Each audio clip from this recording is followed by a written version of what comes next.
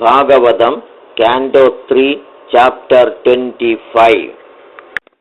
ഭാഗവതം സ്കന്ധം 3 അധ്യായം 25. ശൗനക ഉവാച കപിലസ്തത്വസംഖ്യാതാ ഭഗവാനാത്മമായയാ ജാതസ്വയമജസാക്ഷാദാത്മപ്രജ്ഞപ്തയേ നൃണാം നഹ്യസ്യ വർഷ്മണഃ പുംസാം വരിംണഃ സർവയോഗിനാം വിശ്രുതൗ ശ്രുതദേവസ്യ ഭൂരി തൃപ്യന്തി മേ ശവഃ യദ്യദ്ധി ദത്തേ ഭഗവാൻ സ്വച്ഛന്ദാത്മാത്മമായയാ താനി മേ ശ്രദ്ധധാനസ്യ കീർത്തന്യാന്യനുകീർത്തയ. സൂത ഉവാച ദ്വൈപായനസഖസ്ത്വേവം മൈത്രേയോ ഭഗവാംസ്തഥാ പ്രാഹേദം വിദുരം പ്രീത ആന്വീക്ഷിക്യാം പ്രചോദിതഃ. മൈത്രേയ ഉവാച പിതരി പ്രസ്ഥിതേരണ്യം മാതുപ്രിയചികീർഷയ തസ്മിൻ ബിന്ദുസരേ വത്സീത് ഭഗവാൻ കപിലഃ കില. തമാസീനമകർമാണം തത്വമാർഗാഗ്രദർശനം സ്വസുതം ദേവഹൂത്യാഹദ്ധാതുഃ സംസ്മരതീവ ചഃ. ദേവഹൂതിരുവാച നിർവിണ്ണാനിതരാം ഭൂമനസദിന്ദ്രിയതർഷണാത് യേന സംഭാവ്യമാനേന പ്രപന്നാന്തം തമപ്രഭോഃ തസ്യ ത്വം തമസോന്തസ്യ ദുഷ്പാരസ്യാദ്യപാരകം സച്ചക്ഷുർജന്മനാ മന്ദേ ലബ്ധം മേ ത്വദനുഗ്രഹാത്. യ ആദ്യോ ഭഗവാൻ പുംസാമീശ്വരോ വൈ ഭവാൻ കില ലോകസ്യ തമസാന്ധസ്യ ചക്ഷുത്സൂര്യ ഇവോദിതഃ. അതമേ ദേവസമ്മോഹമപാക്രഷ്ടും ത്വമർഹസി യോവഗ്രാഹോഹം മമേതീത്യേതസ്മിൻ യോജിതസ്ത്വയാ. അടുത്തത് ശ്ലോകം 11. ഇവിടെ മൂന്നാമത്തെ വരിയിൽ ഒരക്ഷരം കൂടുതലുണ്ട്. ഇതിനെ വൃത്തദോഷം എന്ന് വിളിക്കപ്പെടുന്നു. തന്ത്വാഹദാഹം ശരണം ശരണ്യം സ്വഭൃത്യ സംസാരതരോക്കുടാരം ജിജ്ഞാസയാഹം പ്രകൃതേ പൂരുഷസ്യ നമാമി സദ്ധർമ്മവിദാം വരിഷ്ഠം. മൈത്രേയ ഉവാച യതി സ്വമാതുർനിരവദ്യമീപ്സിതം നിശമ്യ പുംസാമഭവർഗവർദ്ധനം ധിയാഭിനന്ദ്യാത്മവദാം സദാം ഗതിർബഭാഷയീഷസ്മിതശോഭിതാനനഃ. ശ്രീ ഭഗവാനുവാച എന്നുവച്ചാൽ കപിലൻ പറഞ്ഞു എന്നർത്ഥം.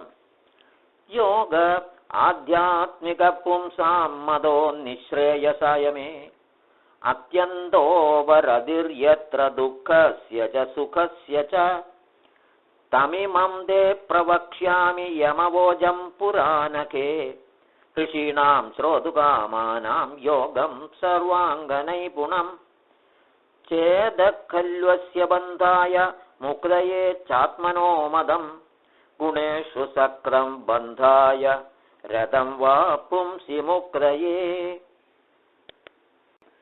അഹം മമാഭിമാനോദ്ധൈ കാമലോഭാദിഭിർമലൈഃ വീതം യദാ മനഃശുദ്ധമദുഃഖമസുഖം സമം തദാ പുരുഷ ആത്മാനം കേവലം പ്രകൃതേ പരം നിരന്തരം സ്വയം ജ്യോതിരണിമാനമഖണ്ഡിതം ജ്ഞാനവൈരാഗ്യയുക്തേന ഭക്തിയുക്തേന ചാത്മനാ പരിപശ്യത്യുദാസീനം പ്രകൃതിം ജഗതൗജസം ന യുജ്യമാനയാ ഭക്ത്യാ ഭഗവത്യഖിലാത്മനി സദൃശോസ്തി ശിവപന്ഥ യോഗിനാം ബ്രഹ്മസിദ്ധയേ.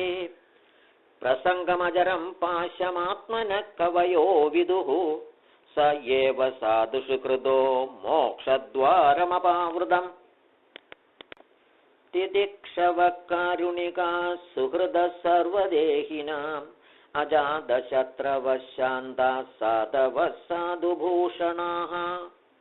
മയ്യനന്യേന ഭാവേന ഭക്തിം കുർവന്തി യേ ദൃഢാം मत्कृते त्यक्तकर्माणः त्यक्तस्वजनबान्धवाः मदाश्रया कदा मृष्टा शृण्वन्ति कथयन्ति च तपन्ति विविधास्तावान्नैतान्मद्गतचेदसाः तयेदे साधवः साध्वी सर्वसङ्गविवर्जिताः सङ्गस्तेष्वददे प्रार्थ्य सङ्गदोषहराहिते सदां प्रसङ्गान् मम वीर्य संविदो भवन्ति हृत्कर्णरसायनाः कदाः तज्जोषणादाशुभवर्गवर्त्मनि श्रद्धारतिर्भक्तिरनुक्रमिष्यति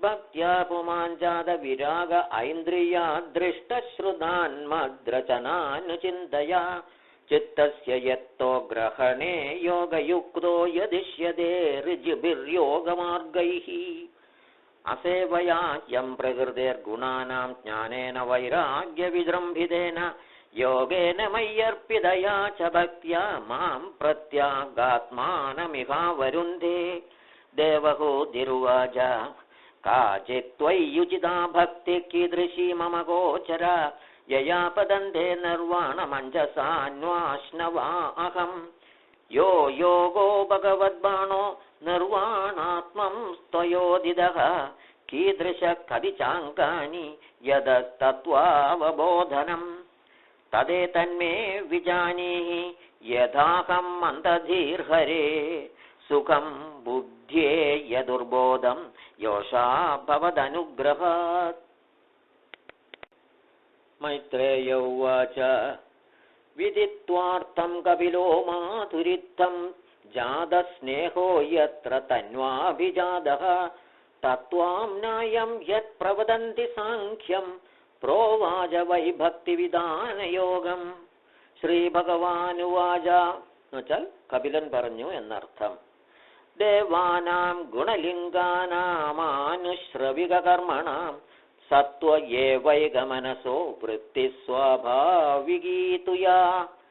അനിമിത്താ ഭഗവതി ഭക്തിസിദ്ധേർഗരീയസി ജരയത്യാശുയാ കോശം നികീർണമനലോ യഥാ നൈകാത്മതാം മേ സ്പൃഹയന്തി കേചിന്മത്പാദസേവാഭിരതാമദീഹാഃ യേന്യോന്യതോ ഭാഗവതാ പ്രസജ്യ സഭാജയന്തേ മമ പൗരുഷാണി പശ്യന്തി മേ രുചിരാണ്യംബസന്ധഃ പ്രസന്നവക്ത്രാരുണലോചനാനി രൂപാണി ദിവ്യാനി വരപ്രദാനി സാഗം വാചം സ്പൃഹണീയാം വദന്തി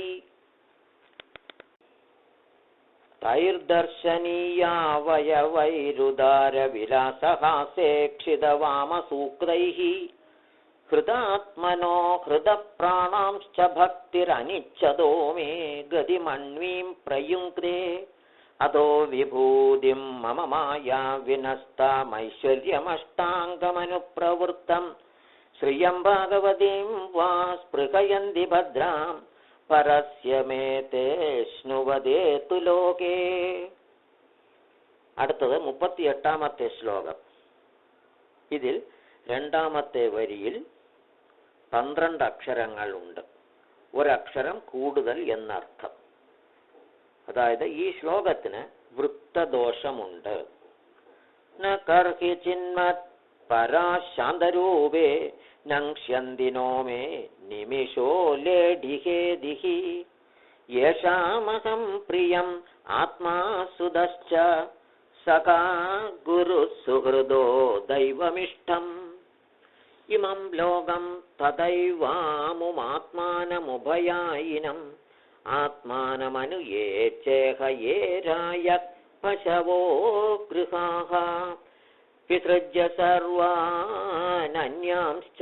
മാമേവം വിശ്വതോ മുഖം ഭജന്ത്യനന്യയാ ഭക്ത്യാ താൻ മൃത്യോരധിപാരയേ.